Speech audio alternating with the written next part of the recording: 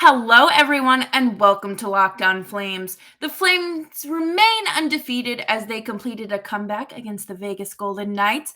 And is there something to worry about with Jonathan Hunderdeau not scoring 3 games into the season?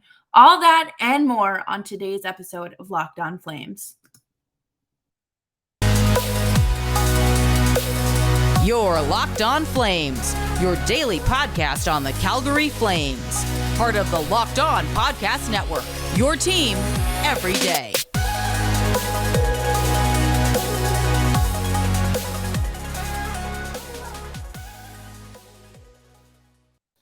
Hello, everyone, and welcome to another episode of Locked On Flames. I'm your host, Jess Belmosto of On the Forecheck, Director of Communications for the PHFPA, and so much more. Thank you for joining me in another episode. I'm so excited to be here and to have you here. If you haven't already, make sure that you're subscribed to Locked On Flames wherever you get your podcasts and, of course, on YouTube as well. Oh, it looks like Patrice Bergeron took a little spill there. If you're watching on YouTube, put him back up. That way you can see his lovely face. But thank you again for tuning into Locked On Flames. I greatly appreciate it. Let's talk about last night's game. How sweet is it to put another 2 points in the win column and remain undefeated, especially after falling behind 2-0 early on, having a goal overturned by a ridiculous challenge, and of course, just beating Vegas always tastes so good. But like I mentioned, they fell behind early, and it was looked a little bleak there to start. But Elias Lindholm, his first goal was waved off, and then of course you have the Bruce Cassidy challenging for goaltender interference, which I don't think, yes, it was goaltender interference, but it's because the Flames player was pushed by a Golden Knight. So no, and when you calculate the push in there, you don't get goaltender interference. But I always forget how hard it is to play against Bruce Cassidy because, you don't have to see him much when he's on the East Coast and you only play him once a year, but now he's coaching in your division. So this was a great way to kind of test the waters and see what's there for the season. But for Elias Lindholm, it was second time's the charm, I guess. He found the back of the net and cut the lead in half. And then you have Tyler Toffoli scoring the second goal and knotting it up at 2 apiece.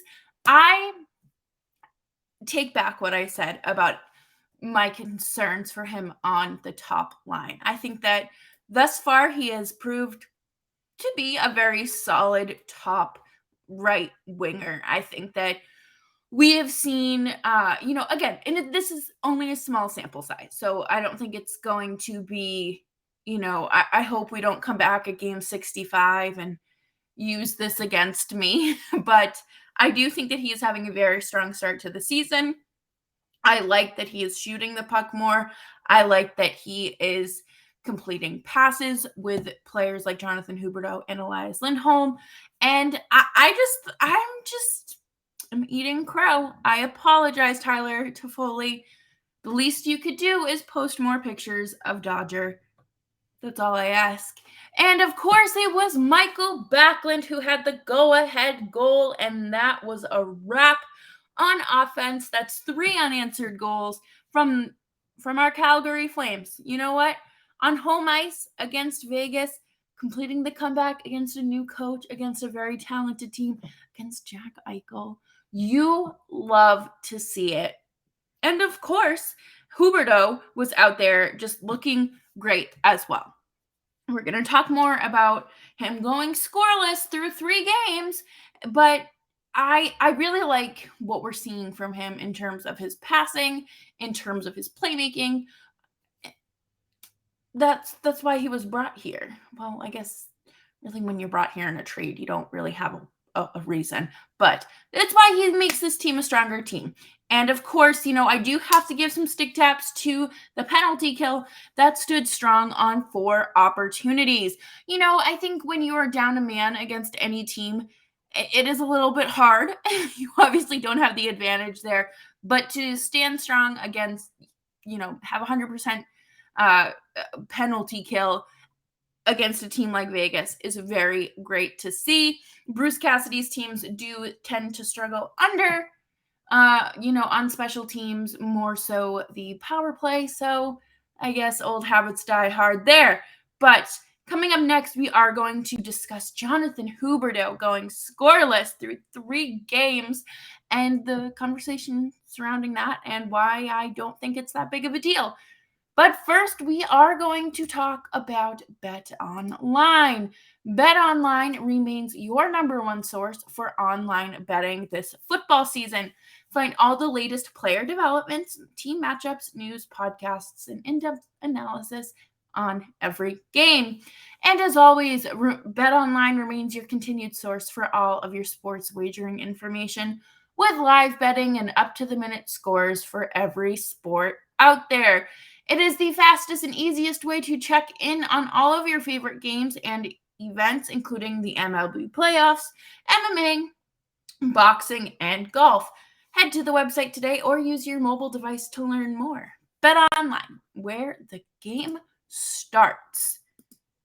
Thank you all for tuning in to Locked On Flames. We are starting the season off strong. I greatly appreciate you guys tuning in, downloading the show, leaving your reviews, leaving your comments on YouTube.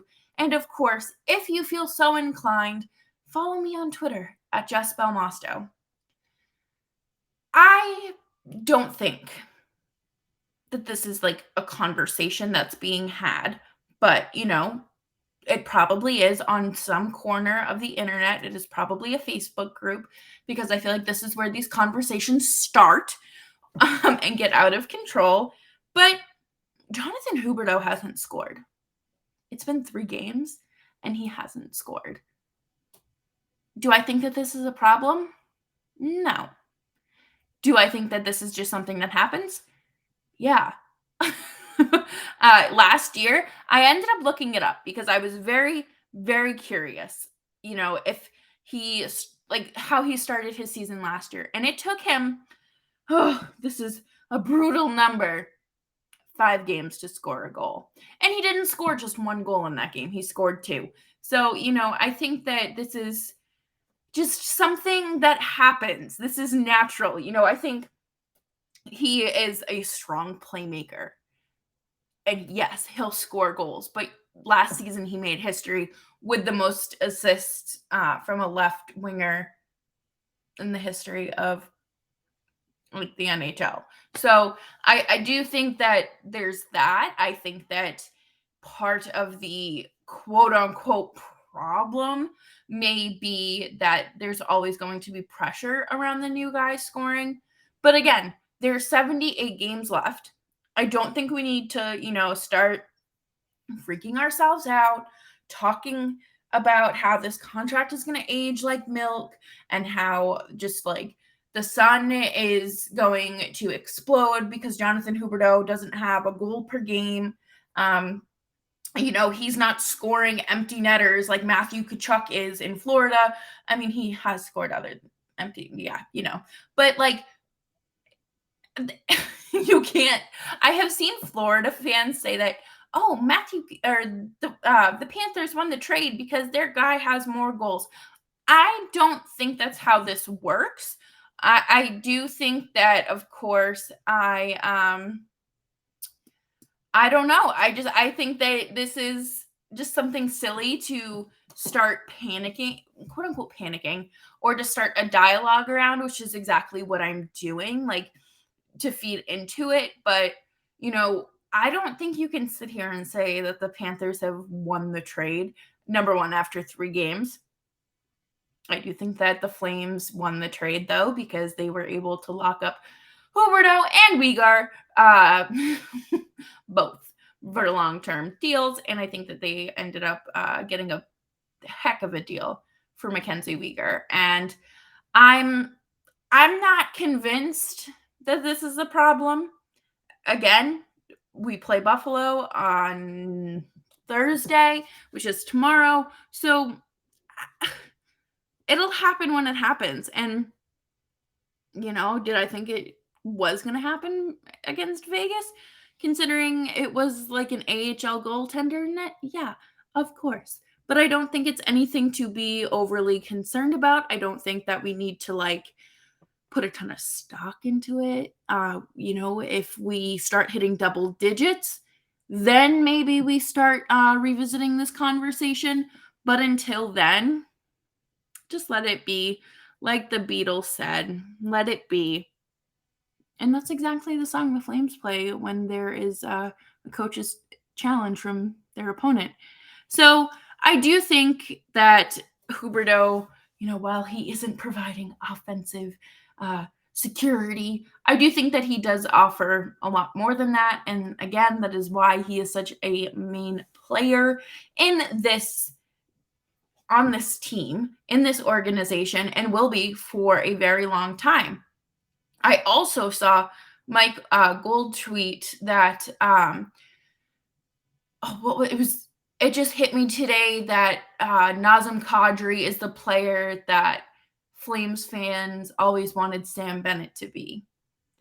And I know that we're just pivoting here for a second, but I do think that's such an interesting takeaway, because I think that Flames fans, I completely okay, that sounds so bad, saying that I completely forgot about Sam Bennett. But I did, because it's not like the Flames got any big assets in return. They got a prospect and a second-round pick. Both have been traded away. But, I think that the Flames fans always had this high expectation for Sam Bennett, and he could never meet that under or in the Flames organization. Do I think things may have been different under Daryl Sutter? Maybe. I don't know. We don't need to sweat about it. It's, no dirt off our backs. And, he's reunited with Matthew Tkachuk in Florida. Florida is having a rough time as well, as Aaron Ekblad is already on the LTIR. So there's that. There's their defense was already kind of squandering. Is that the word I'm looking for? So we do have good things in Calgary. Things look great so far, even if Jonathan Huberdeau hasn't scored. But coming up next, we are going to talk about some practice and some new defensive pairings as we roll into our Wednesday morning skate. Well, everyone, if you are still tuning in, hello, I appreciate you. And make sure that you're subscribed to Locked On Flames wherever you get your podcasts, and make sure you tune in to, of course, Locked On Sabres, as they are our next opponent. So you want to go check them out. Practice. Practice, practice, practice. Did anybody else grow up playing sports or an instrument or, an extracurricular activity, and your parents or whoever, your coach, would always say, practice makes perfect? I was thinking about that today while I was working on something. And of course, as I'm writing this out and looking at information, I think of, if I could make one thing perfect about this Flames team, I don't know if I have anything. I mean, of course, what would be perfect? Their playoff run, so then they'd win the Stanley Cup. If you could make one thing perfect about this Flames team, what would it be? I'm curious. If you're watching on YouTube, leave it in the comments. Or if you are not watching on YouTube, you can tweet at me at Jess Belmosto about one thing you'd like to make perfect about this team. Noah Hannafin was missing again today. I haven't seen an explanation of what's going on there, but Zadorov was playing with Anderson, and Connor Mackey was practicing with Stone. So, we're just going to keep rolling with the punches here. I don't think we have anything too big to worry about. Again, 3 games into this thing, If, Noah Hannafin doesn't play for a few games, that's okay too. I think that the Flames have enough depth at defense to where it doesn't truly impact them this early in the season. Again, we saw how it impacted them in the playoffs, so we don't need to just hit the panic button just yet. I am very interested to see how they continue to do without him. I would love to see Connor Mackey get more of a chance at the NHL level. I thought that last night was a very good game. With tomorrow night's game, mouth word salad there, against Buffalo, I do have to wonder how they'll perform. I think that obviously the Flames are a much more talented team, and I understand Buffalo has like a chip on their shoulder and they're coming out of the darkness after like 12 years of pathetic hockey. And I want to see this Flames team just destroy them. I want to see them, dance in circles around the Sabres. I want to see them just obliterate this team. Put up some numbers like the Wild, like 7-8 goals. Why not?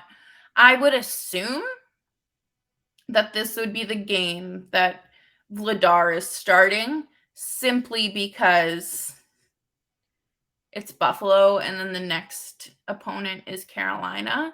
So again, we'll have to see, but I'm not horribly concerned. Again, every team's making their rounds. It's just, I don't know.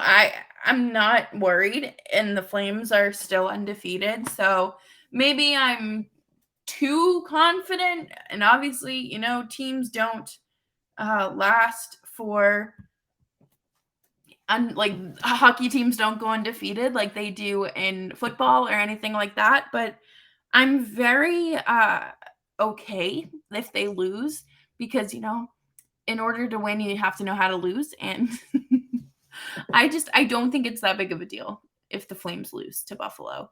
And again, maybe that's just me being too confident and too okay.